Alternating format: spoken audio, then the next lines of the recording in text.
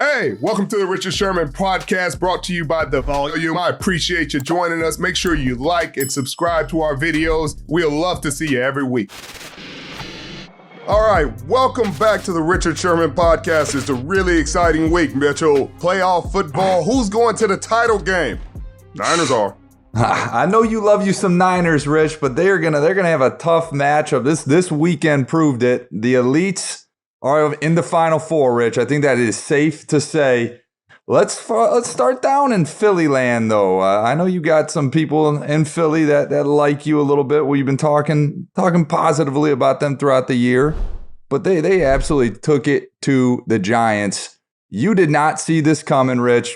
On the last podcast, you were all over the Giants. 10 minutes into that game, I'm sure you were thinking otherwise.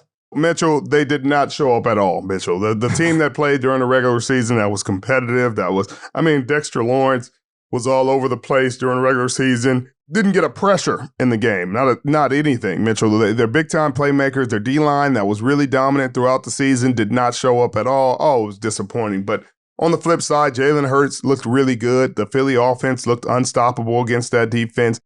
Wink Martindale couldn't come up with anything to stop that offense. He couldn't figure it out. That defense, James Bradbury's revenge game, went outstanding.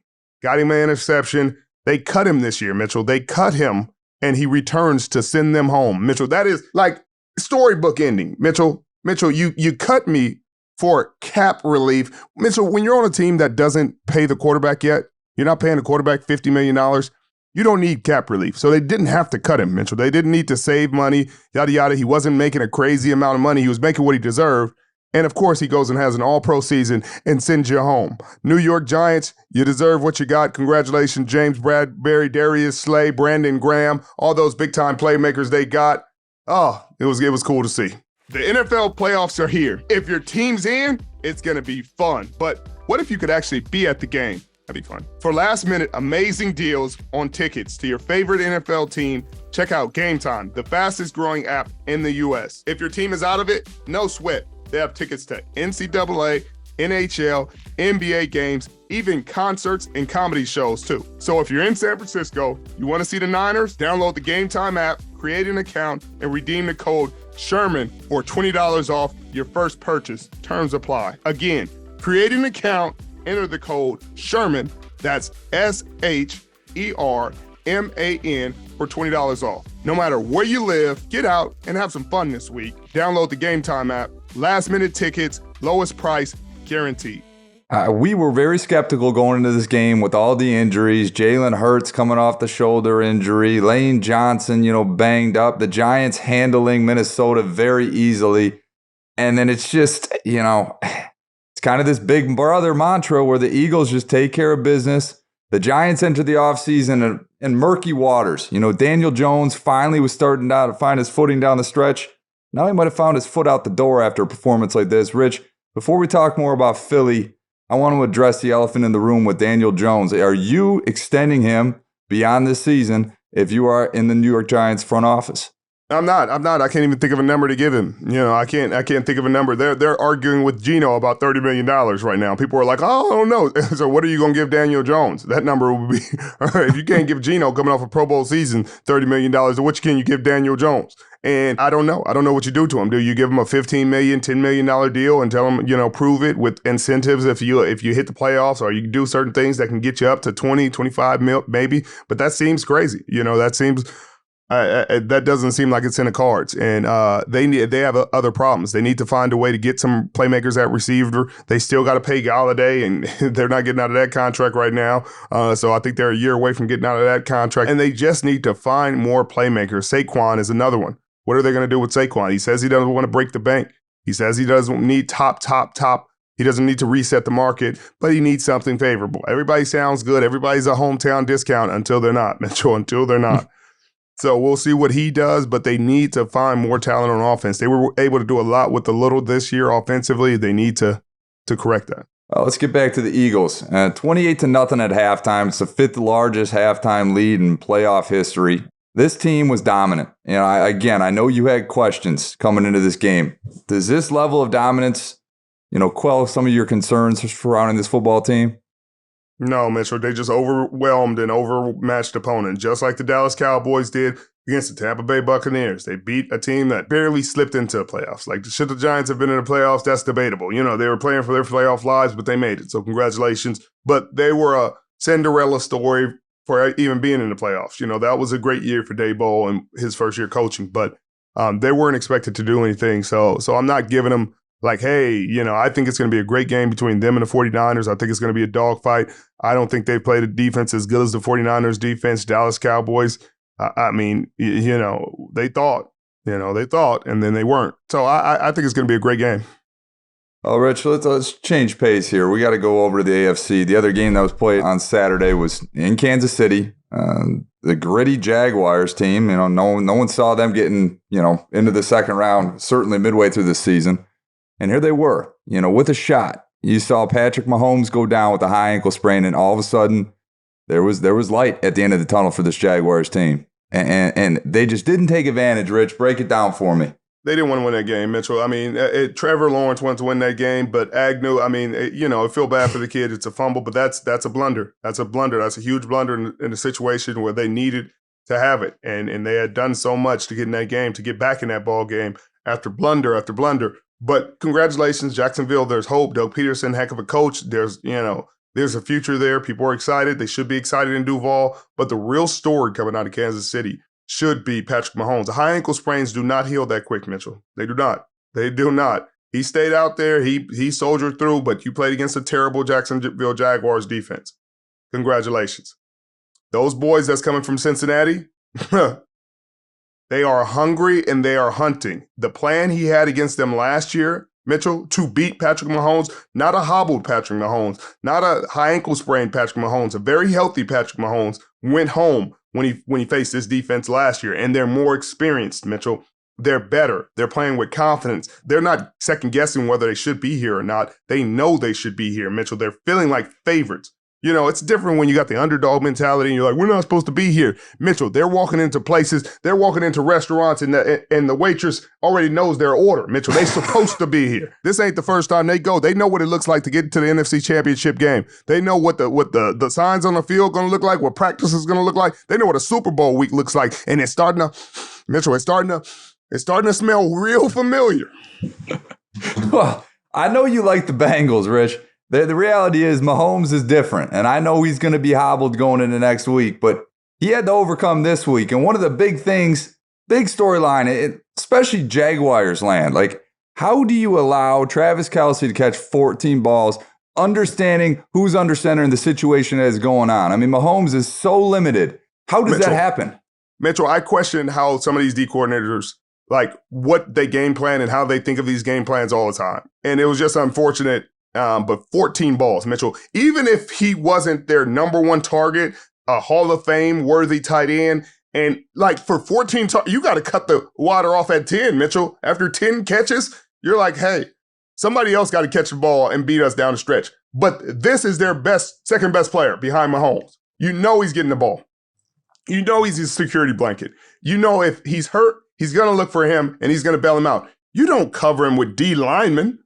Mitchell, it was like the scout team. Andy Reid was drawing up scout team plays and putting himself in the best scenario possible. He's like, hey, yeah, on this play, DN, guard Travis. Yeah, I know nobody will ever do this. But let's put a DN on Travis and let's see how it looks. We want to work these plays. And they did it consistently, Mitchell. They did it multiple times. And that's poor coordinating. That's poor play calling. Like, you got to double him. I'll tell you what, the other guy that we all owe a severe hat tip to is Chad Henne. You know, he let him through that little dark situation there. 98-yard touchdown drive, Rich. I mean, that was a huge turning point in this game. The momentum swung to the Jaguars as soon as Mahomes went to the locker room, and Chad Henne drives him down 98 yards. Let's not forget, I mean, this is the same Chad Henne when Mahomes got knocked out a couple seasons ago against the Browns. You know, and we thought, hey, maybe this is Baker Mayfield's time to shine. And Henne goes out there and secures the dub for him. I mean, huge. But that's the difference, Mitchell, in playoff football. You like certain guys have killer in them, Mitchell. We had killer in us. Like, when you smell blood, Mitchell, they are going to fold, and we're going to make sure they fold. Mitchell, I don't care if they're a steel beam. We folding them. And there's no killers. There were no killers on Jacksonville's defense. There was no killers that wanted to say, hey, we putting this fire out. Like, they didn't have that. And that's why they went home, because you don't deserve to be in the playoffs. It was the same thing with the Giants. You don't have any killer instinct out there. You don't have any guys that understand the sense of urgency, like win or go home, backs against the wall, fight. Like, your back's against the wall and you're folding up and cowering. You don't deserve to be out there. And I hope you go home, because nobody wants to see those teams play. You will let Chad Hiddy go on a 98-yard drive for the game when you could. That's everything can change right here. You got your chance. You got your opportunity. Like it's like, hey, you better lose. Eminem said it. You better lose yourself in the music, the moment, Joe. They didn't lose themselves, Mitchell. They lost. They lost. Richard, they sure did.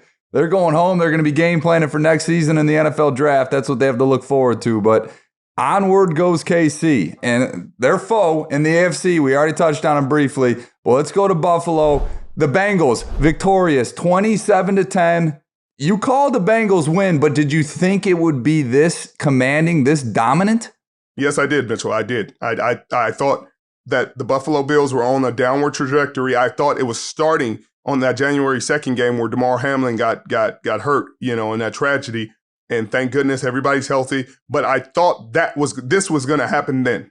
I thought the Cincinnati Bengals were about to wreck shop on the Buffalo Bills, and the Damar Hamlin situation saved them from that embarrassment. It brought the world together and did all that, but it saved them from that. And it saved them from a game in Cincinnati, because this game should have been happening in Cincinnati, because they would have won that game. They would have had a higher seed. Buffalo would be going to Cincinnati, and they'd have a long flight home right now. Instead, they just got a short drive. But I expected this. Joe Burrow, you hear about all the, Mahomes' arm talent and this and that, and you never hear him talk about Burrows, like he's just a regular Joe Schmo out there. But he keeps finding a way to beat them. Like, when you talk about the elite quarterback conversation, Burrows needs to be over Josh Allen every single time. Now, you can't put him over Mahomes. Mahomes has been MVP and likely will be MVP this season. So you're not putting him over Mahomes. Mahomes is in his own class right now. He's in his own class. But then it's Burrow. Then it's not Josh Allen. It's not, these creative players on the run. Sure, Burrow's not running around and creating with his feet. He's commanding. He's taking what the defense gives him every time. When he was younger, he might have, hey, they're putting his shell defense up. He might throw a few into the shell because he's not patient enough. He's impatient. So he wants the big play. Now he's patient, Mitchell. He's a stone cold assassin. He says, hey, I'll look you in the eye and I'll walk this ball down the field up and down. And that's what Tom Brady used to do. Mitchell, Tom Brady used to take what you give. If you give him a bomb, he's going to take it. But if you don't, he's going to walk it down the field all the way and execute in the red zone and score. Get the ball back, execute, walk the ball down the field, get to the red zone, score. Like, he is not impatient. And their defense, Mitchell, a bunch of guys you never heard of, but they dominated. Their defensive line dominated this game. They dominated Buffalo's offensive line, and that's a really good offensive line. They're not no slaps. They're not a team that's not supposed to be here. They're a team with high expectations. And their offensive line, who is down 3 starters, dominated, Mitchell. A bunch of guys you could not name, Mitchell. Dominated. And if they continue to play like that, Mitchell, they will be in the Super Bowl. They certainly look a team like a team that belongs in the Super Bowl. And you're right about Joe Burrow, Rich. I mean, this is a guy that you look at him, I'm sure if you polled all the GMs in this league now, who they would want to build the team around if they could start from ground zero, I'm guessing probably 50% of them would take Burrow over Mahomes. I mean, this guy has that killer instinct, and Tony Romo was touching on it, during the commentating of the game. They're giving him that Peyton Manning ability to direct traffic at the line of scrimmage, and you're seeing this evolution of Burrow's game where, man, I think we might be walking into a 5-10 year window now where the AFC is owned by Joe Burrow, because they're beating teams that they were relatively heavy underdogs on the road, Rich. I mean, this is not normal. He walked into his press conference. They asked him, Mitchell, they asked him a question. And you're in an age where you say anything wrong, you have any confidence in yourself, you're arrogant, you this. He said, how long's your Super Bowl window? And how long I'm going to be playing? It's open, baby. It's open. You say Mahomes? I beat him 3 times. I beat him thrice. You say Josh Allen? Give me a few days. I'll show you what I'm going to do with him. And Mitchell, he's doing it, And he's expecting. He's not like, it doesn't look like he's surprised by it, Mitchell. He doesn't look like, oh man, like I'm excited. Like they're on a 10-game winning streak, franchise record. Mitchell, they've never won 10 straight. Just like the San Francisco 49ers. San Francisco 49ers are, I think, 11 straight. Hot as fish grease, Mitchell. I don't know if you ever got touched by fish grease, but it's hot. They were confident against the Chiefs, even with Mahomes healthy. They felt like they could beat him. With him hobbled like this, Mitchell, Cincinnati is going to come, and they are going to expect them to be aggressive early on in that ball game. I wouldn't doubt. Well, let's look at the team that lost that game, Buffalo. They're kind of looking like the Buffalo of old, getting there but not getting over the hump. And now they're losing, what is this, 3 in a row where they've got a team capable of potentially winning a Super Bowl, and they can't even get there. What's got to change for Buffalo to get past this huge mountain that is developing in front of them, winning the Super Bowl? They need Von Miller to be healthy, first off. That'll be a big help defensively to help them get more pressure and more stops. But offensively, I mean, can Daboll come back? Oh, Daboll not coming back? Then they got to call Daboll and let him teach a class to them on how to run this offense, because Josh Allen's stats may look similar to last year, but it does not look the same on paper. It does not look the same on the tape. He did not look comfortable. He did not have open receivers. He was just throwing it into coverage a lot of times, and the Bengals were not giving him anything easy. Like, they weren't creative. You didn't see the screen game opening up. You didn't see Diggs running open. You didn't see Diggs being dynamic, ISO'd backside, one-on-one, slants and go routes, hitches, finding his rhythm. You didn't see any of that. You just saw, hey, Josh, could you do something for us? It's like, have you ever heard the song by Drake and 21 Savage? 21, can you do something for me? Mitchell, I get you caught up on it. Rich, I think you're right. I mean, what was missing for me watching the game was an overall sense of urgency. They got down 14 points right out the gates, and it's just they could never get to reinsert themselves competitively back in this game. And now since he's onward and potentially upward, I'm beyond excited for this AFC title game. But I know you're even more excited to talk about another game that happened today, Rich. Your 49ers against the Dallas Cowboys, coming out with a win here. This game was close, right? But the Niners defense just held strong, and Dak just could not overcome. Your thoughts on this game, Rich? I told you, Mitchell. I told you. Mitchell, the Dallas Cowboys are not built like that. They are not. Everybody's like, San Francisco hasn't played anybody in the last 8 games. They haven't played a defense like that. Okay, I hear you. That's true enough. You just lost to Brock Purdy. Understand, a third-string quarterback, the mystery relevant rookie. So when I hear anything Dallas Cowboys, just remember that. Not that Brock Purdy, this isn't a slight to Brock Purdy at all. Brock Purdy's having an incredible run. He deserves all the credit in the world. But if I told Dallas Cowboys fans, before the season started, hey, the kid they just drafted with the last pick, he's going to put y'all out of the playoffs this year, they would have laughed in my face. Well, guess what? He just sent y'all home. And I hear every time this Cowboys team is different. I heard Micah Parsons say, Mitchell, he said, this is the matchup we wanted. Well, Micah, you wanted to go home because this matchup was never going to not send you home. Micah, you're not playing the guy they drafted number 3 in the draft a couple years ago. You're not playing him. You're not playing him. You're not playing Jimmy Garoppolo, who's going to sit in that pocket and can't get around. You're not playing him. You're playing a rook. So you would think, oh man, we're really confident. Nah, this rook different. Brock Purdy's a little different. Like he's poised. He's not worried about you.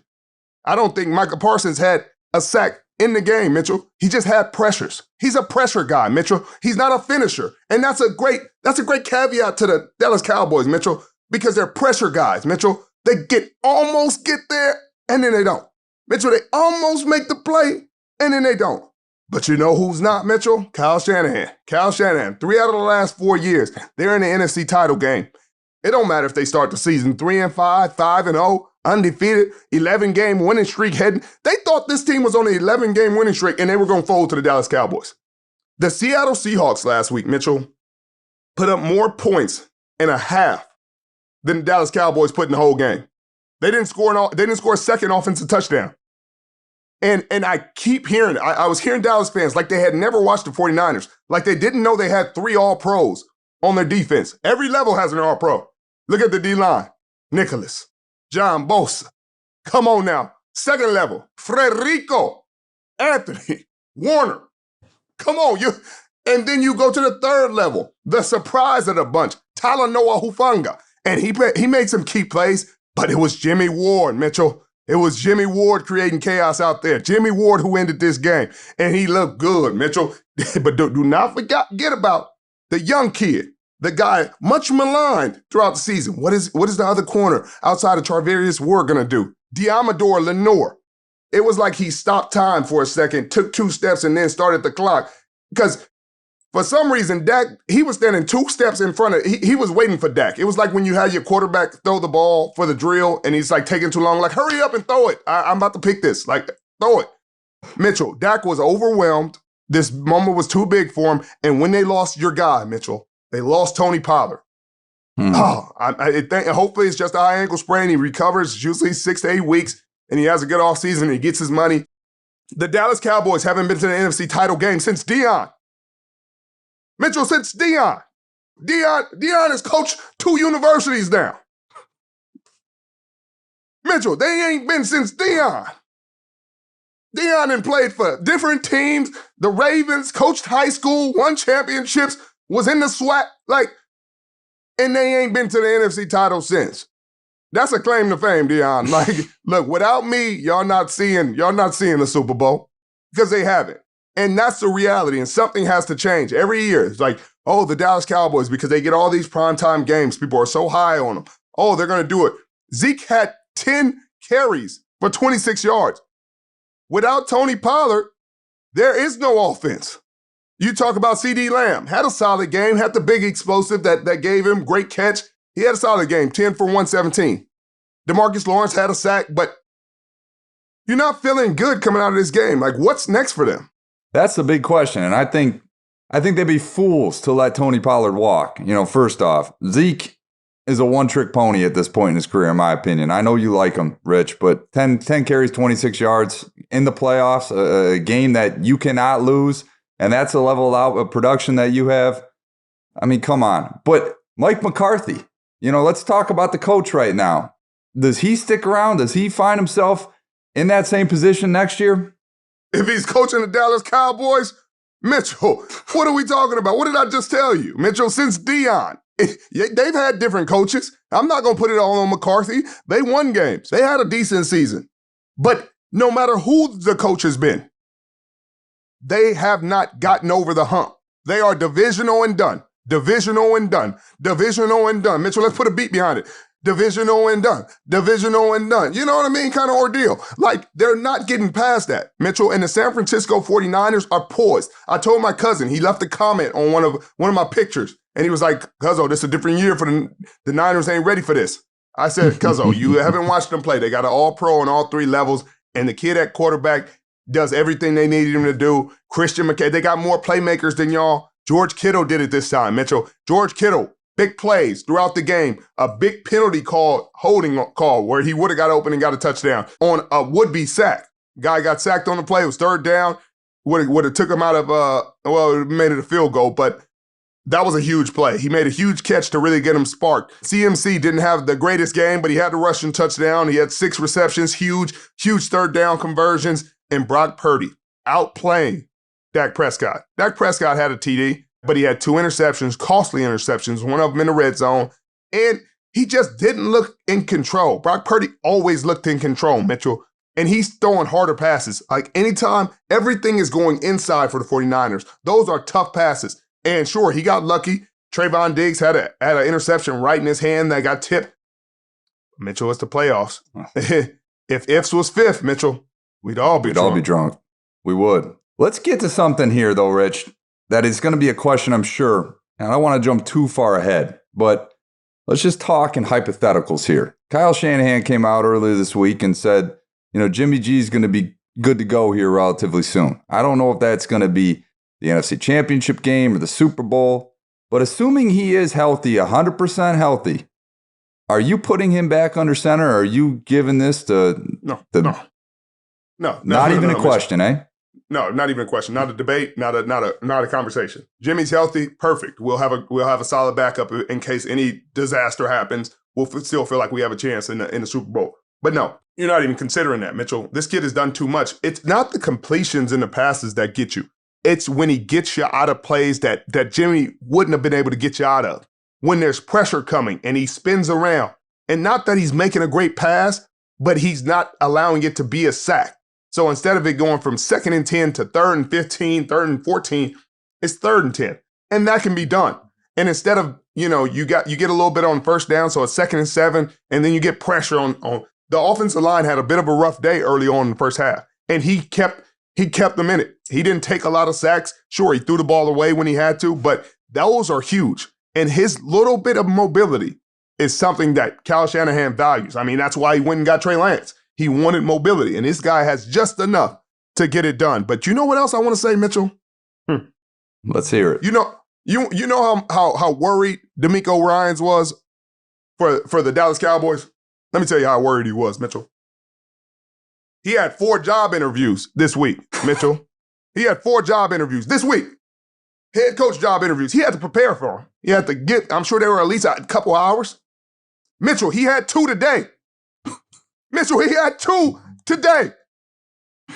He had 2 job interviews, head coach interviews today. And then ended his day beating the team, that he needed to, whatever he had to do.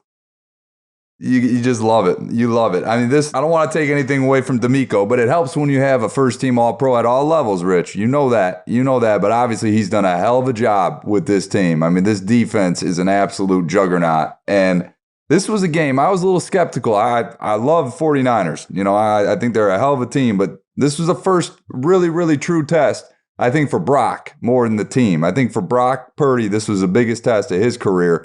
And yeah, I mean, statistically didn't look phenomenal, but like you said, Rich, played with poise, never put the ball into the opposing team's hand. 19 of 29, 214 yards, it's going to get it done. He did enough to get the team a win. He was gutsy. I mean, that's the reality of it. But the other thing I love about this team is CMC's banged up. I don't know what was going on with his calf or his heel or what was going on, but he comes out of that game and Elijah Mitchell comes in there and totes the rock down the stretch. And he gets them first down after first down. Granted, should have stayed in bounds on that last first down run, but nonetheless, it just shows you, Richard, the level of depth this team has at very, very key positions to be able to weather storms mid-game and come out with wins. And then finally, Rich, you called this guy out a couple weeks ago, Diamador Lenore, and I know you like his game, but you said he's got to step it up. And he has done just that these last 2 games, Rich. 2 picks each of the last 2 games. When you have guys like this that are able to elevate their games, could be a recipe for something special. Mitchell, that's all I'll say. On the flip side, Dak Prescott has been in the playoffs a bunch of times. He's been to the playoffs, Mitchell. He's gotten paid. He's considered a consistent top 10 quarterback. Nobody's guessing that. But Brock Purdy's a rookie, Mr. Irrelevant, and has more playoff wins, Mitchell. Don't shoot the messenger, Mitchell. I like Dak. I'm appreciative of what he's done. But if we gonna just call a spade, call a spade a spade. And I'm tired of people giving credit where credit is not due. Josh Allen is also starting to teeter into that space. Josh Allen, last year, we were giving him the hype that he should have. If overtime would have happened, if they would have had a shot in overtime and got the ball back, he could have won that game. We gave him credit. Credit's up. I need results. And the results weren't there. Joe Shiesty came in there and took everything that was on your plate. And opinions over statistics, of course, Rich. Come on now. You already know that Drake line. Come on now. Drop. Yes. Yes. Mitchell, opinions over statistics, of course. And that's what the Dallas Cowboys are. They're opinions over statistics. The star is bigger than their star power, Mitchell. The noise is bigger than the play, Mitchell, and it's every year. They have not been since 95, Mitchell. 95 was a long time ago. We're in 2023. We get to 2025, it's good night. It'd be a long 3 decades. That'd be 3 decades for those that are doing the quick math at home. So, Richard, this concludes the divisional playoff weekend. We're going to have, I'm sure we're going to have a couple guests this week, and obviously we're going to have some previews going into next weekend's game. It's going to be some amazing matchups. Last question I'll leave you with, Rich. Do you believe the top 4 teams in this league are playing in these next games next weekend? Yes, I think these are the best 4 teams in the National Football League. I think these are teams, if the league could have picked it, I'm sure they would have had Buffalo Chiefs just because they wanted to sell the neutral site whole ordeal and proof of concept kind of deal, neutral. But this isn't the Cincinnati Bengals team from last year where you're like, I mean, how are they going to win? You're looking like, how are they going to win the Super Bowl? You know how they're going to win the Super Bowl. Like, they got them playmakers on the outside. The secondary is a lot better than last year. They're playing a lot more confident. In that D-line, they rugged, they can do it. In Kansas City, it's just consistency. But if somebody can stop Travis Kelce and they can get going on that defense, this can go. And I think the Cincinnati Bengals, they beat them earlier this year. They beat them last year. They beat them a few times, Mitchell. They beat them 3 times. 3-0 in the last 3 meetings. So they feel confident they can get it done again. With everything on the line, they just went to Buffalo and got it done, Mitchell. So snow, rain, sleet, or snow.